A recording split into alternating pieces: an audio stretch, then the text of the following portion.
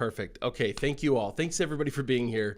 I love doing YouTube lives because it's so nice to just get to actually engage with you more directly and more quickly. So we're going to take questions. Again, feel free to type them in the chat. And I'm going to take some questions here that came from YouTube videos, the comments that people left. So the first question that I got here, this came from, it's on an older video, like a year-old video, but it's actually a brand new comment. They said, a website's copying my whole content and putting it on his site. What can I do? So if they're actually copying and pasting, this is kind of easy, okay? What we need to do is prove it that you created the content first. One of the easiest ways to do that is to put hidden things in the content itself. We did that once. There's actually a video on our channel where we did this, where we just included, like in the middle of a paragraph, a sentence that said, this article was originally published on, and then our website. If it's published anywhere else, it was taken without permission. And they literally copied and pasted. And we did that in multiple articles. And so then what we were able to do is we were able to file a DMCA takedown with Google and with their host. So what Google can do is de-index that person's site, or at least the offending content. What their host can do is their host can actually take them off the internet. And that's what happened in our case. Their site was just shut down because of what they would do. You can also go file one with the registrar, so whoever their domain is registered through, and you can find some of that information. You can do like a whois lookup, and that'll often tell you who the host is. But if they're using a CDN like Cloudflare, it's just going to tell you it's Cloudflare. So just do it through Cloudflare if that's the case. I noticed my camera's frozen here. All right. And the technology, it doesn't always work as it should. All right. So that's the easy way. Now, if they're not actually copying word for word, see, this happens. Sorry, my screen is frozen.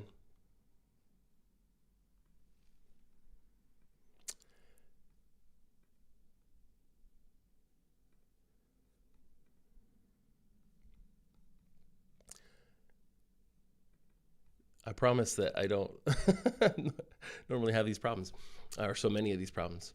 All right, we're back.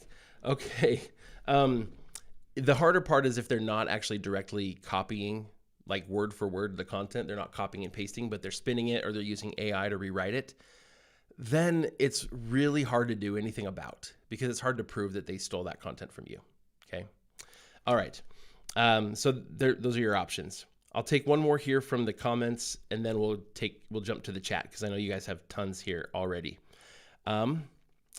This is a person who's talking about links. How do you build enough links and authority? So if you have a brand new website, domain rating of 0, less than 25 articles, you're just learning and you're doing this part-time, how do you build enough links?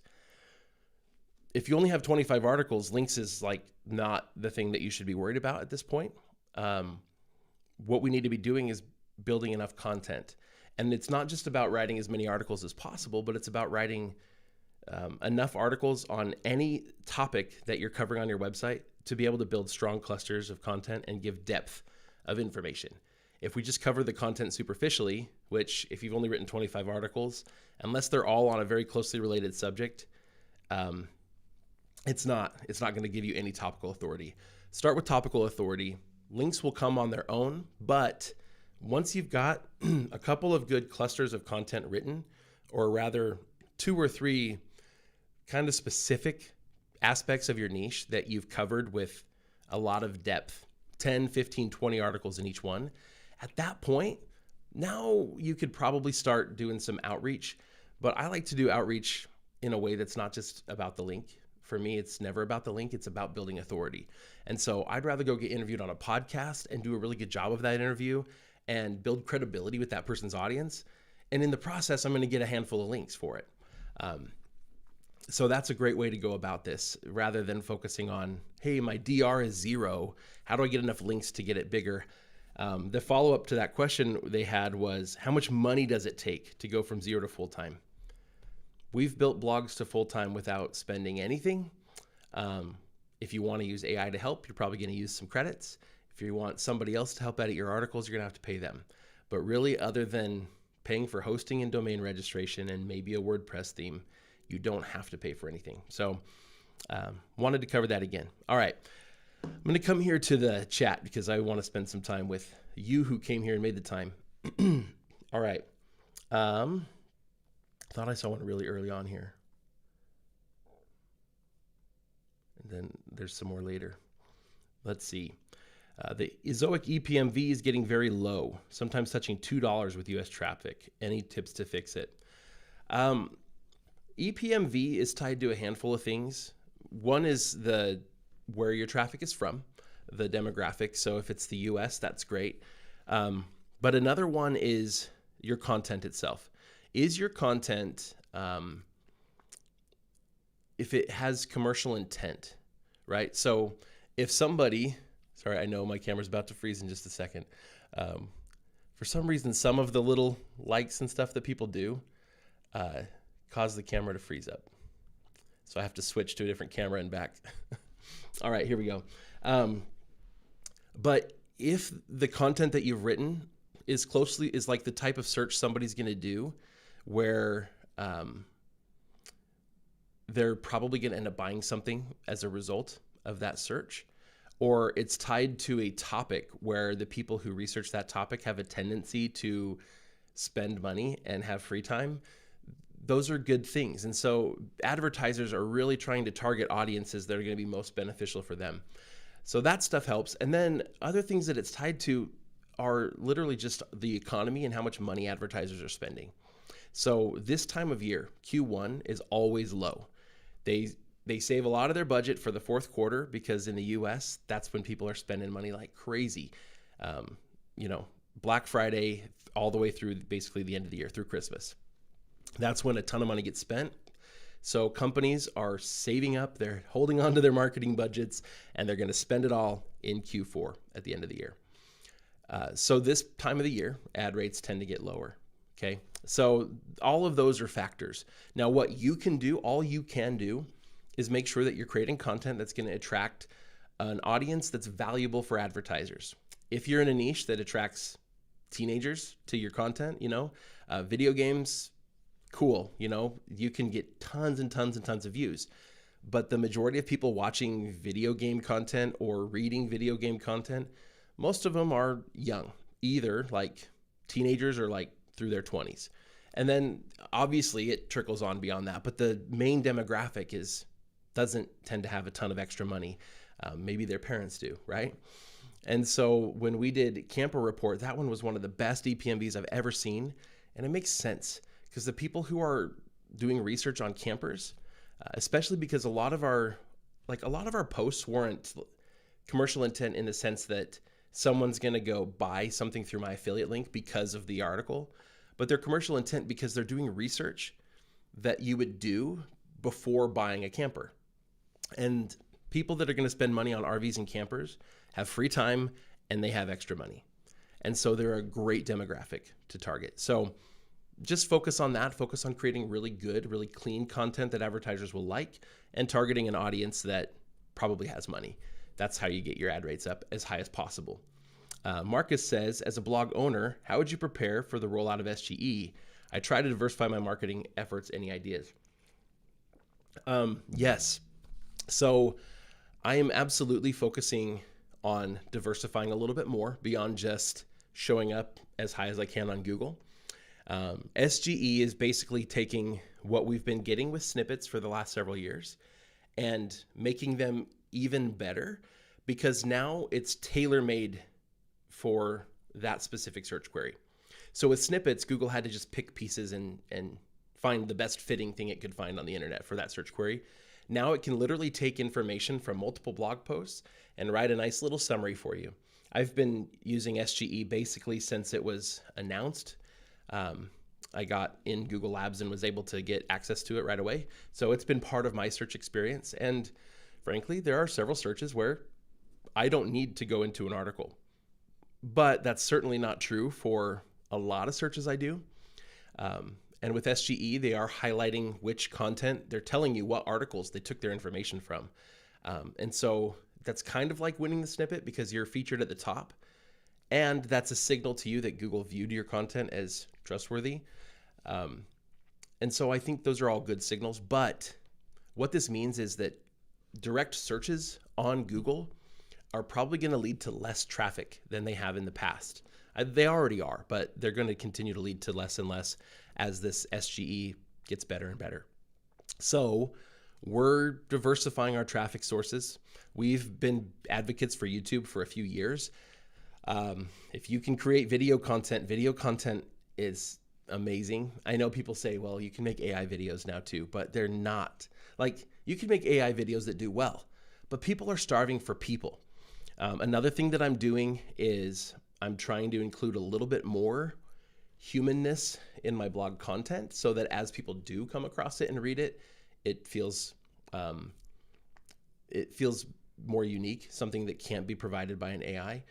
I'm also focusing a lot on creating really good resource blog posts or resource pages on my website where there's a really good reason why people would want to go to that resource after seeing other content I've made.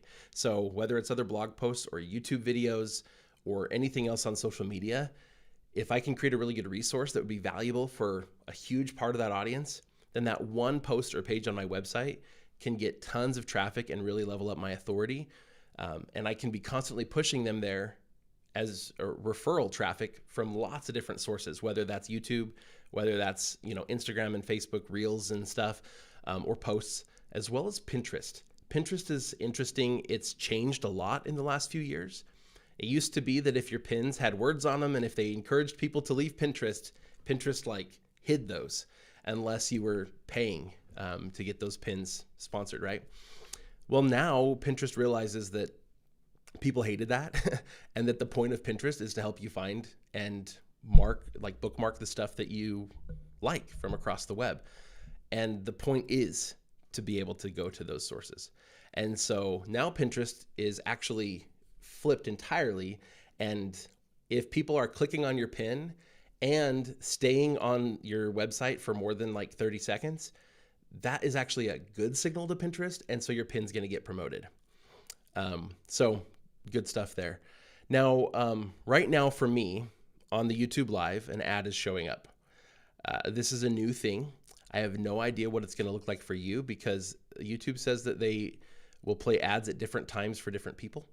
So I don't know if you miss part of the live or if it just pauses for you and picks up. I have no idea how that's going to work. So anyway, this is going to be interesting. All right. Web stories, by the way, somebody here mentioned web stories that, Ali Hassan. I haven't done much with web stories since they came out. I made a video right when they came out. The video did really well, but we haven't really played with them since. I think I'm going to start doing them a little bit more. I just think for the most part, most creators aren't using them as much, and so they're not as prolific. We don't see them as often as we would if more people created them. So I'm going to try some more with those too. Omar says, and I did see your comment also, Omar, on our YouTube video asking basically the same thing. You've had a blog for 80 days, have written 40 articles, and have 3,200 page views. I think that's actually a really good start. If that's where you're at, you're off to a good start. I would keep creating content and do as I was talking about earlier. Make sure that you're organizing that content in a way that you're covering any topic that you cover on your website. You completely exhaust that topic to the best of your ability. That means, if somebody reads your article and they're going to have a couple of follow-up questions, make sure there's another blog post that answers those questions and link to it from that one and go deeper and deeper. The problem with a lot of blog content over the years has been in order to answer low competition search queries, we've been staying very superficial and answering really basic high-level questions, and everybody's answering the same questions. And most people aren't covering the topic deeper and giving you just more richness of information. And if you can do that, it shows more experience and expertise and authoritativeness and makes you more trustworthy. That's EEAT. So do that as you continue to create content. That's where I would go first until you have at least 50, 60 articles. At that point, then, if you are comfortable with it, I would find podcasters in your industry, start with little podcasts and go get yourself interviewed. Getting a backlink from a very small podcast, but that's relevant, is going to be more beneficial to you from an SEO standpoint than writing a guest post on somebody else's blog or whatever. A lot of people are of the opinion now that you basically have to go get cited in Forbes or, CNBC or some, major reputable news source. But now those companies are basically just like selling space in their, like, it's not going to be long before they're no longer authoritative, because they're basically letting people put whatever they want there. And a lot of it's really garbage content. So anyway, Winston says, everybody's views dropping hard since December. I haven't noticed that, but it's not uncommon depending on the niche. There's always seasonality, and there's some industries where January does really well, especially if you're in any sort of space where people are looking to improve their lives. They hit off the beginning of the year really, really well. And then they'll level off again after that. But there are a lot where people just aren't searching those queries this time of year, at least not nearly as many. So I would consider that and think about seasonality. Let's see. Asking for an honest answer. This is from Room Couch Studio. Or blogging plus affiliate marketing still makes sense. It still makes sense. I got to share this with you. I wish I could remember his name right off the top of my head. I think it was Casey something. Anyway, even the name of his blog has left me. But he did this case study this last year. He started a website. He actually started it a few years ago, bought the domain, created the site, and put on just like the superficial important pages, like a homepage, a privacy policy, terms of use, and that was it. And then at the beginning of last year, he had freelancers work with him, and they wrote 29 articles. Okay, 29 human written articles.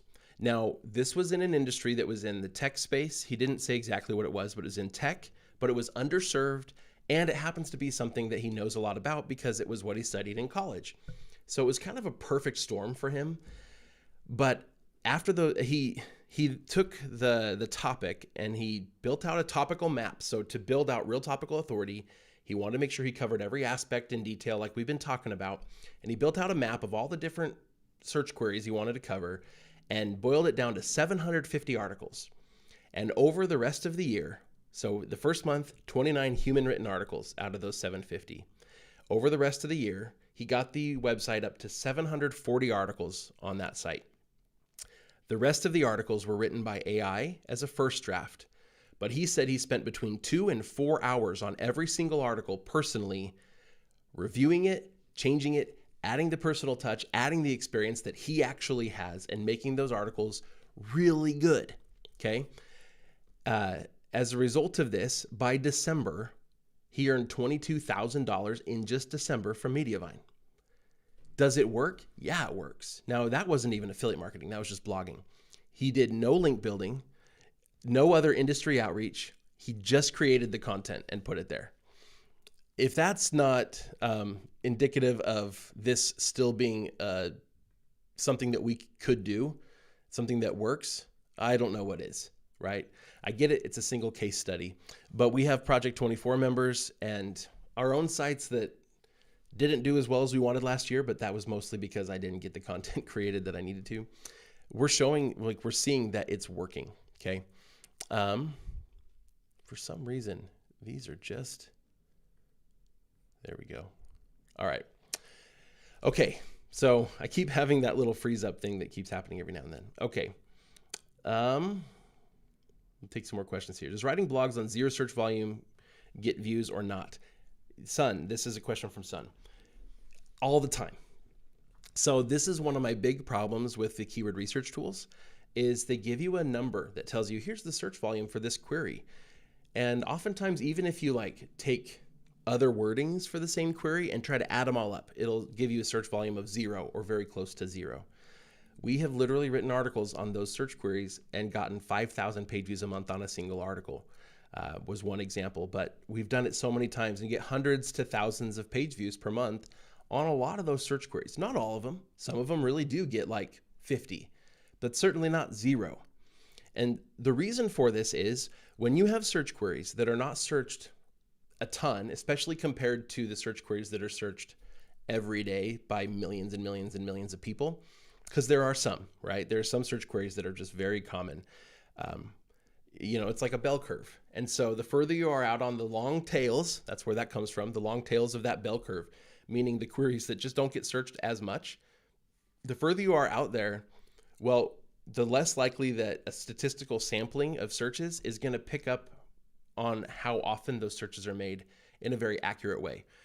In any sort of sample size, they're always either going to be overrepresented or underrepresented. And so when you extrapolate from there, you end up with these search queries that either say very little or 0 search volume or a lot of search volume.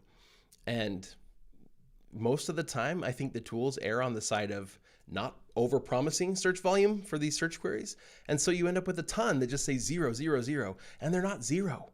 They're oftentimes tens or even hundreds, sometimes thousands of searches every single month.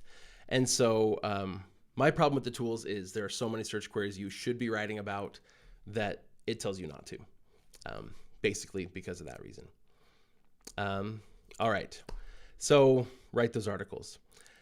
Axe and tool, could too much region-specific content impact how Google shows a site globally? Yeah, absolutely. If a site is very clearly geared toward a certain region, then the region-specific content probably won't show very much globally. Now, I don't think it necessarily prevents the rest of the content on your website from showing globally, because I think that even the region-specific content helps to build your authority on the topic.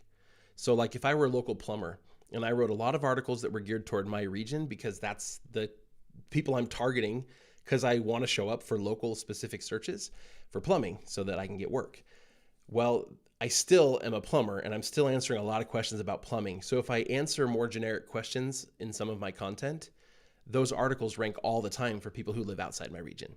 So it helps to build authority, but it also helps that region-specific content can help to build a lot of strengthen your SEO for those regional searches. If somebody just in your region searches those questions, they're going to be more likely to find you, especially if it's a query that Google thinks they might be looking for a plumber. They're going to try to find a plumber in that area that actually seems to know what they're talking about, and that seems to work quite a bit. I got a comment here from Ethan Dar. Blogging is dead for sure. Ricky existed at the right time. I mean, that's fine if that's what you think. I think the case study we just talked about proves that it's not dead. It is harder and it's different, but it's been different every single year since I started. My question is like, if you think blogging is dead, like why are you here? It's not that I want you gone. I wonder that. I get so many people who come to my YouTube videos literally just to tell me that blogging is dead. And I'm like, why did you click? So anyway, just yeah, I just don't get it.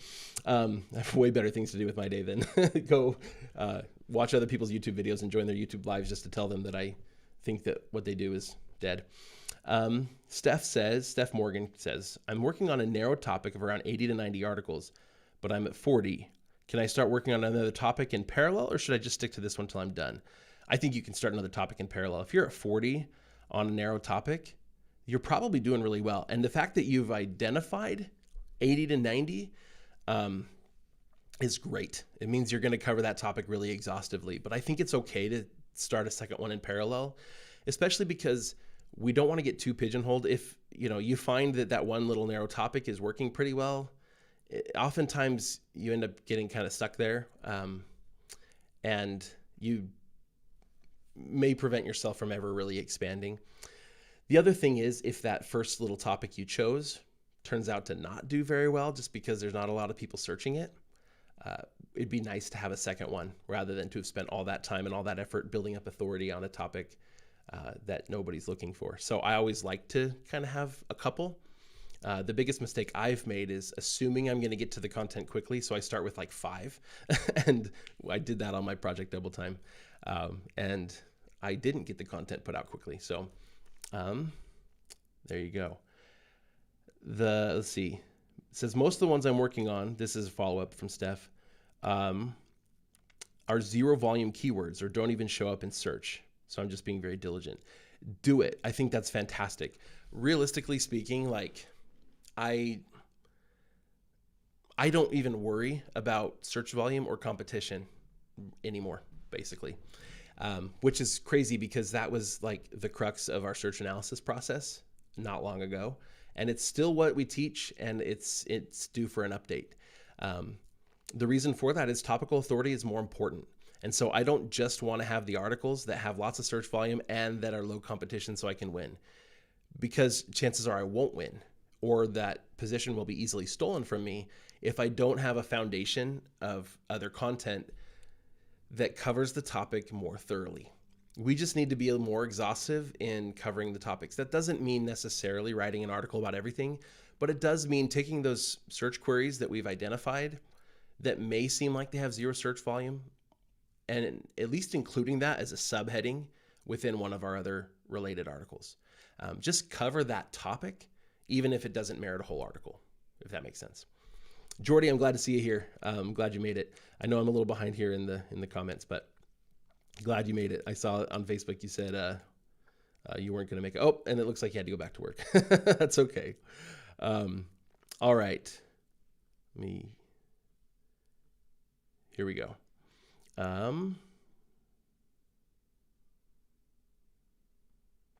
Rishia, this is a great question. Rishia Surungen says, what if I have a blog that has posts that ranks in the top 5 in Google, and later, if I stop writing new content, will my previous posts lose their rank?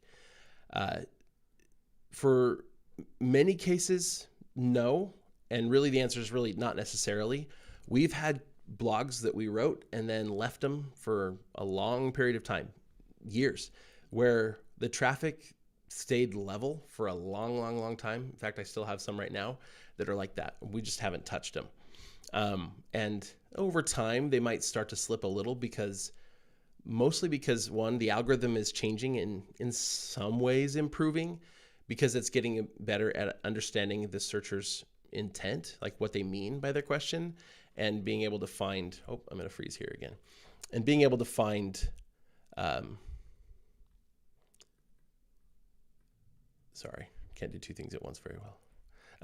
Being able to find content that fits the exact question they're asking, if that makes sense. So sometimes we ranked for something and then later Google sees that, oh, somebody else actually answered that question better than they did. I just didn't realize it until this algorithm update.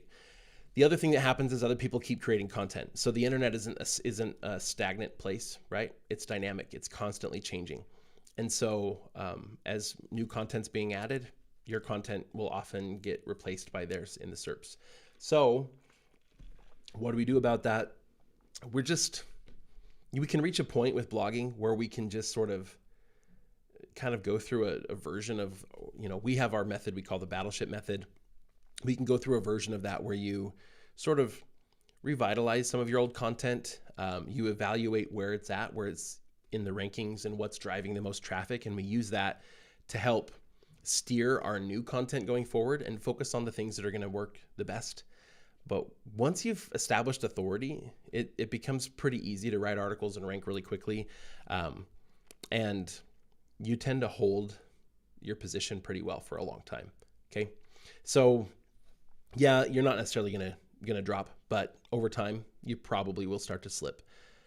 It's just, you don't have to work crazy hard after you've got that initial authority building content on your website. After that, you can really slow down the content production. Google does also like when your site is updated and there's new fresh content every so often. It is a sign that you're a legitimate organization. Even if it's just you, it makes you look more legitimate and not like somebody who just filled the internet with a bunch of articles and then left it. So I think it does seem to help with the algorithm.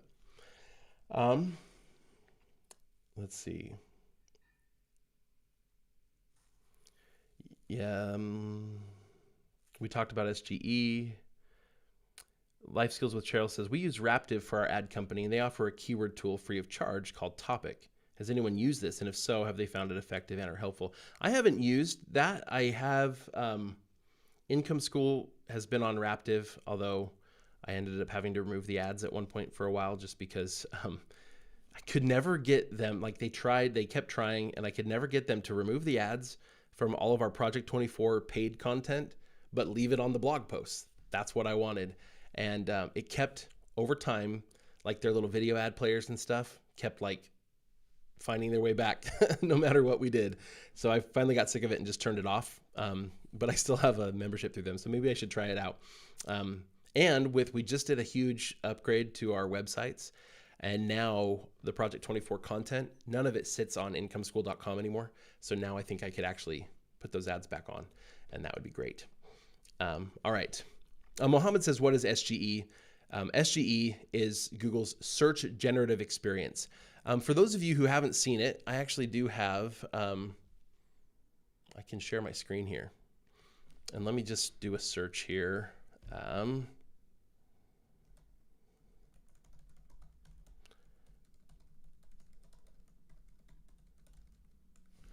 Okay, and transition over to it. So you see what's going on at the very top of the page. This is the SGE, the Google Search Generative Experience. And I can open this up to show the whole thing. So I searched here, what is the difference between a mountain bike and a regular bike? This is the perfect kind of question for Google SGE. It's basically just a fact-based answer, right? There's some specific things that make something a mountain bike, and certain like off-road bicycle. And then there's those certain things that make it an off-road bike. Okay. And so what are they going to do? They're going to write up this little paragraph, and they're going to give us, these are kind of the specific things. And then they give us a little more detail here. And then here they show us, these are the 4 different places where they got this information. So they cite their sources. It's basically like a giant snippet. Now this snippet, I have a feeling that probably not long after this SGE goes live for everyone, I have a feeling snippets are going to disappear. The people also ask might also disappear. So here they put the ask a follow-up. It used to be up here. Oh, it still is up here. So if I have a follow-up question about this search, I can type it in here also, and Google will keep my first question, that context, and it will answer my follow-up question. But also, see this is basically the people also ask. They've got these other questions that are closely related that are included. And like the follow-up question here, it's going to keep the context of my first question when it answers these ones. So this is all just intended to be an upgrade essentially of the snippet, which is literally a clip from someone's exact website. It's word for word. Plus, I think the people also ask. I think both of those will probably disappear as this rolls out. So that's SGE. Okay, here we go.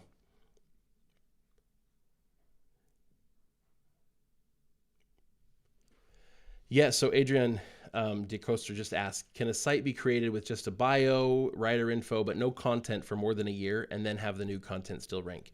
So that's kind of what, I think it was Casey is his name. That's kind of what Casey did in the case study that I talked about earlier. He creates the site, lets it sit, calls it like a seed site or something like that, and just lets it sit. And what that does is it gets it indexed by Google, so Google knows it exists. And that way, when he's ready to start writing content, it actually seems to kind of skip the quote sandbox because it's already been indexed by Google. I don't totally know that I'm sure about that, because if your site is not getting updated at all for like a year, Google's not going to check up on it very often. So I don't know that it really helps you very much over just like publishing your new website and getting started right away with the content and just submitting a sitemap and letting Google know it exists and asking them to index the homepage. I mean, when I create a new website, I go add it to Google Search Console the same day, upload a sitemap the same day, and then usually request indexing on the homepage as soon as the homepage exists. And then you're pretty well good to go. So letting it sit for a year or more isn't going to hurt it. It's not going to prevent new content from ranking. Casey just proved that. But also, I don't know if it really makes it that much better. So there you go. Good questions, everyone. Holly says, my site tanked last year with Google's helpful content update. How do I find out what happened? Is it my AI articles, link building? What happened? This is really tricky because, the why things happened is really hard to find. All we can do is find evidence that might help us figure it out. So what I like to do is you can use Google Analytics to figure out which pages on the site lost the most traffic. So, they have the pages and screens report, and you can just look at your, page by page over time and just see which ones dropped the most. You can even do a comparison. So you can take it before, like compare, whenever you dropped the most. So let's say it was in October, right? So you could take the time period from October till now and compare it against the same amount of time before it dropped. And you can see page by page, it'll actually pull up two tables and show you the traffic change. In doing that, you can easily identify where the traffic drop was. Was it across certain pieces of content, or was it site-wide? I then often like to take at least a handful of those articles, especially the ones that had the biggest swing, and I go to Search Console and I kind of look at the same time period and I try to figure out, like, what queries did I lose? Is it that for like the main search query, I lost a bunch of traffic, or is it that I kept that,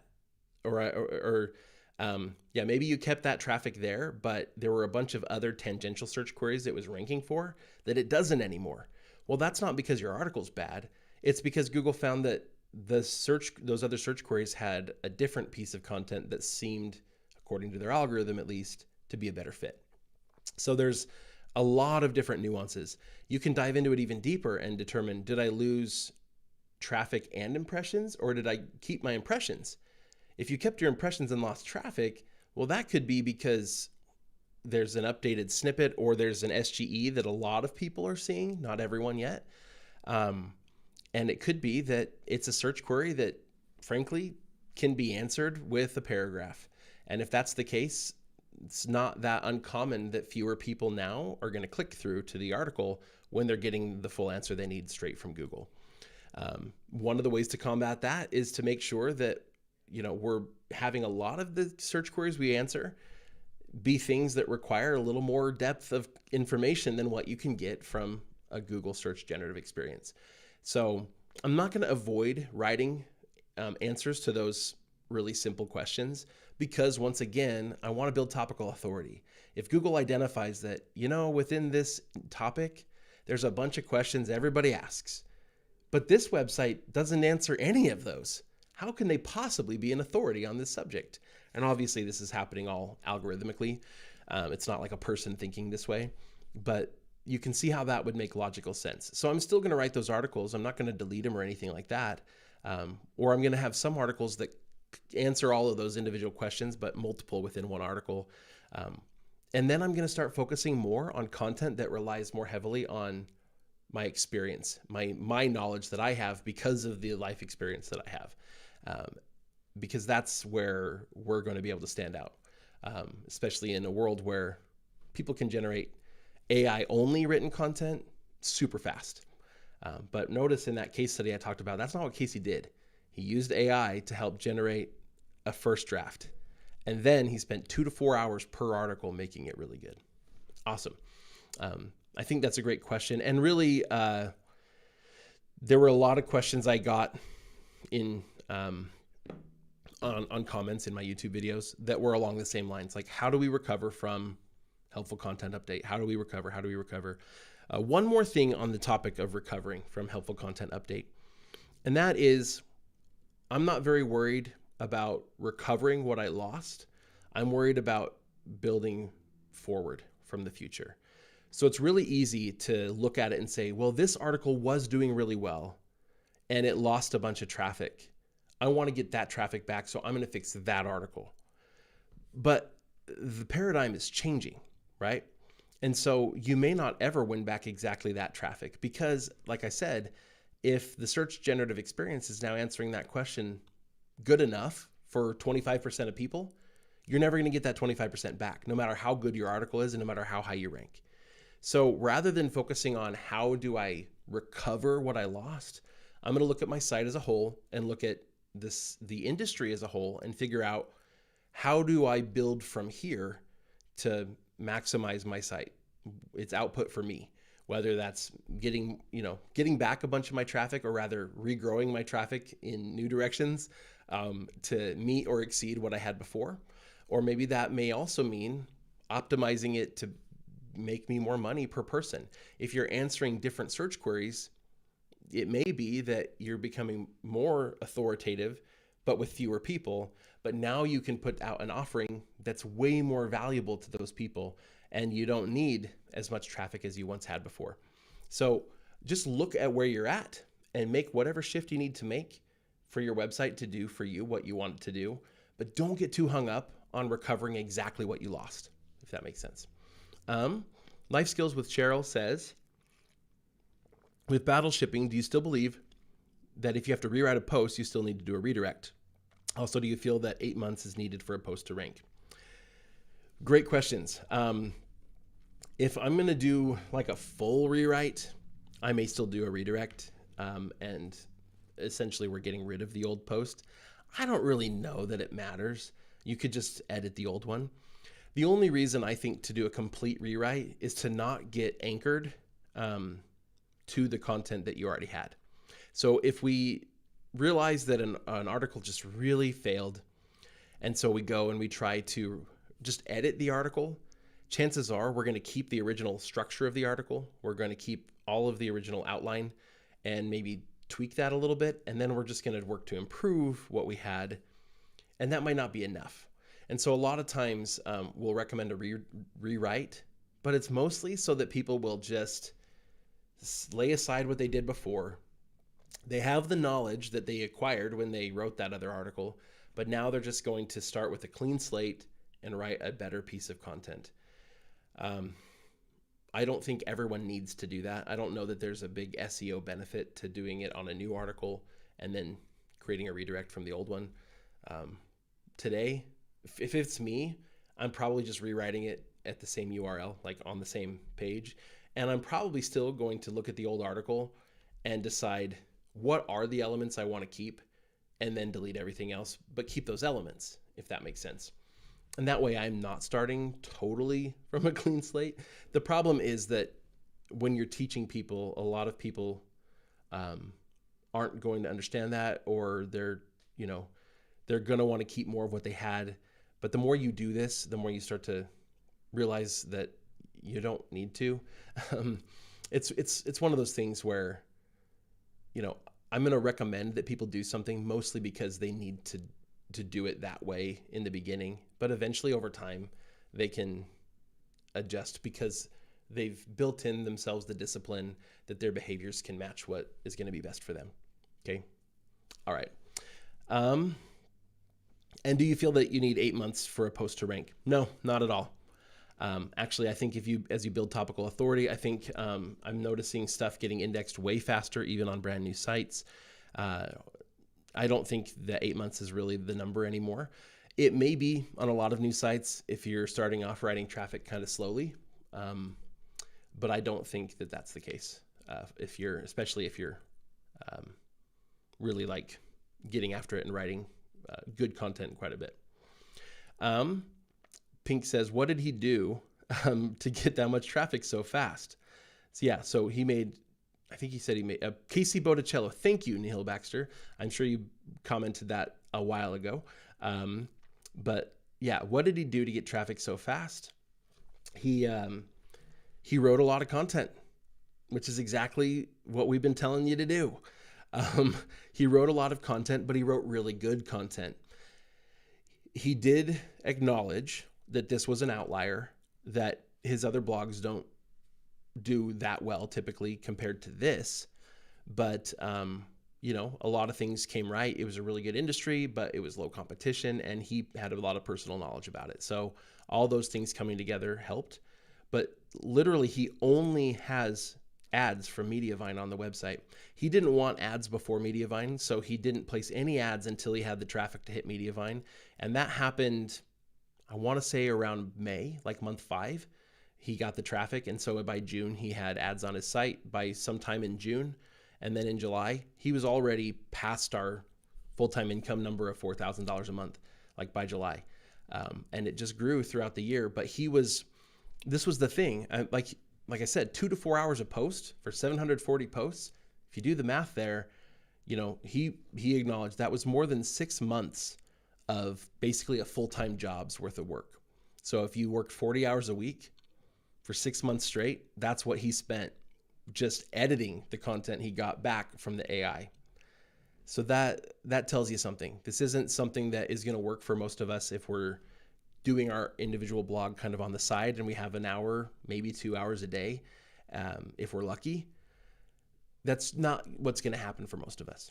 Okay. But having that much content being created that quickly, but having it be really high quality and having it very structured, like his topic map was planned from the beginning. So all of his internal links and everything, he created them correctly from the start. He's also an experienced blogger. So all of that put together, and he checked all the right boxes for Google. And no, it did not get hit by any of the helpful content update, he said. Like it all good. His traffic just kept going up and up and up throughout the year as he kept adding this good content.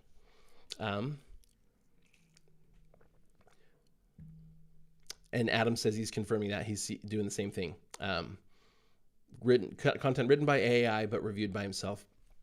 That was one of the things that slowed me down, by the way, on my Project Double Time site. I thought I was going to get a lot more content a lot more quickly, and I wasn't using AI. I was using writers that worked for me. But I found every single article I got back, I was spending a couple of hours on because I wanted it really good, and I was taking photos for them. I didn't like the stock photos very much. I wanted something that felt real. And so I was spending a lot of time on them myself, and I just don't have very much time. And so that was really the biggest thing that held it back, was I hadn't planned on having to spend so much time on every single article.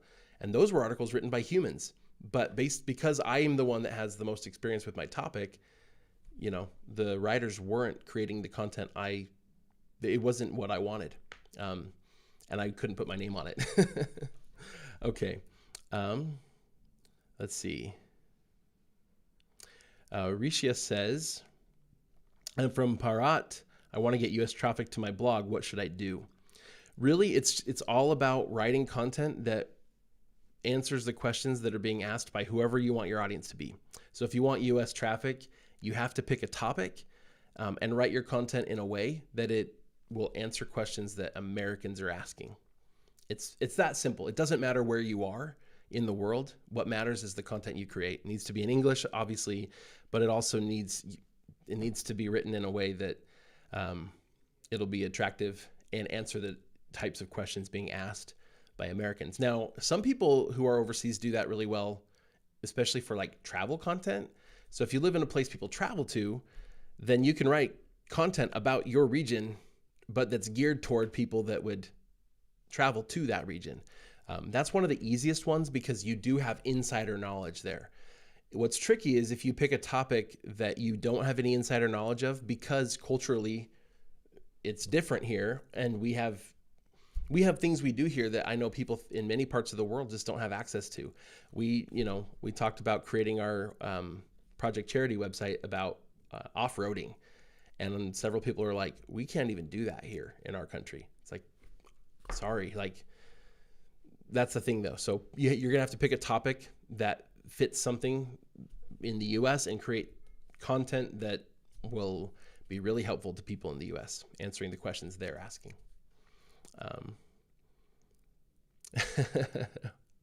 All right, I'm gonna kind of jump here because I only have time for 1 or 2 more questions.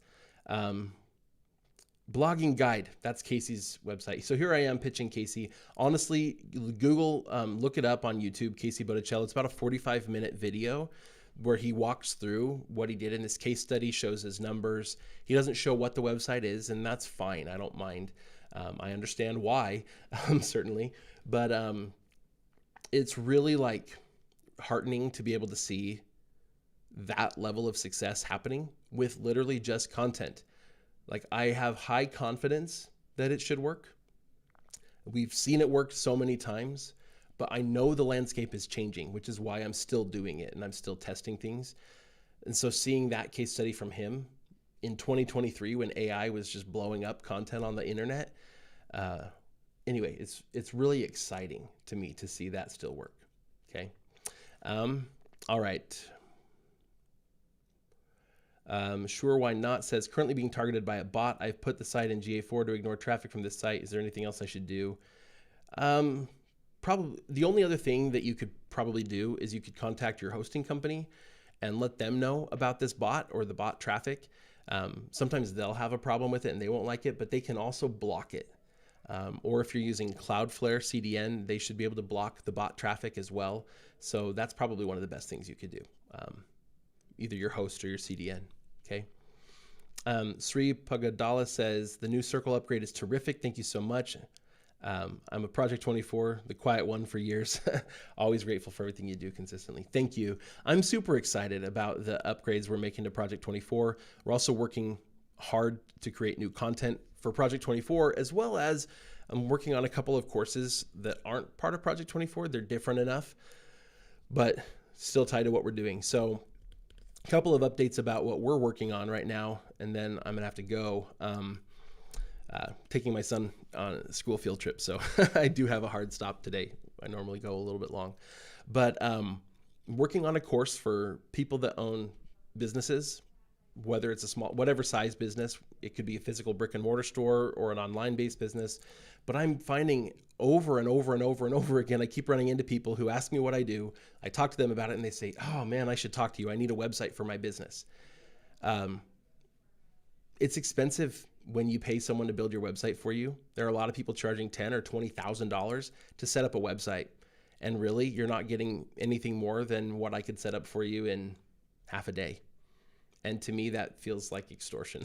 So I want to give them a resource that will just teach them how to do it themselves, or they could put a part-time employee on it and they could do it themselves, covering local SEO as well as content creation, not in the level of Project 24. So this is kind of just a standalone thing. And we're doing something similar for podcasting, because podcasting is a really cool medium and it's really popular, but a lot of people feel overwhelmed by it. And a lot of people do a not great job of kicking off their podcast. And so once again, trying to create a resource that people could use. But on top of that, for Project 24, there's some huge updates that are needed. I mentioned search analysis I know exactly what it needs to be. So I'm working on some content for that. Battle shipping needs to be updated. EEAT needs an update. So lots of things. Plus I've got some AI specific sort of tools and instruction that I'd like to provide. So tons of stuff we're working on for Project 24. I just wish I could do it all at once. So man, there's so many other questions here I'd like to get to. So I'm going to try to, maybe I'll just take some of these questions and make another YouTube video answering those, because I think there's some really good questions here. Okay. All right. Thank you all for joining me. Oh, one last thing. Because of all the stuff that we're working on and this update, I've been super swamped. And so in order to get caught up on things, I'm probably not going to be publishing for a couple of weeks on YouTube. We'll still post community posts, and maybe I'll put out something really low edit, kind of like I just mentioned. Maybe I'll just take a bunch of these questions and just answer them in a YouTube video. That would be pretty easy to do. So I want to stay in touch and I want to keep doing what I'm doing, but you may not hear from me as much for the next couple of weeks while I try to get caught up again on some things. So thank you, everyone. It has been a pleasure. It's always a pleasure. So